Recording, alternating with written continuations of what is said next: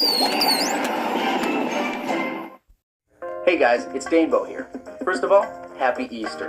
Now I know I usually don't get in front of the camera to do my videos, but this time I wanted to do something a little bit different. So, to celebrate Easter, we're going to put a Peep in a microwave.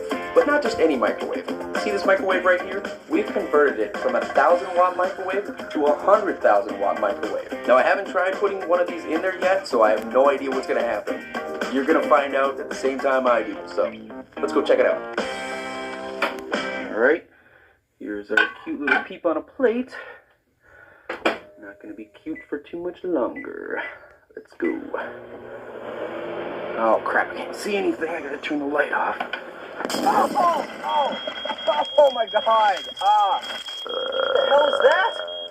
Oh, I'm out of here. What the hell is that? Oh my god! Run! Oh, it's crawling! What is that? Oh god, I hate Easter!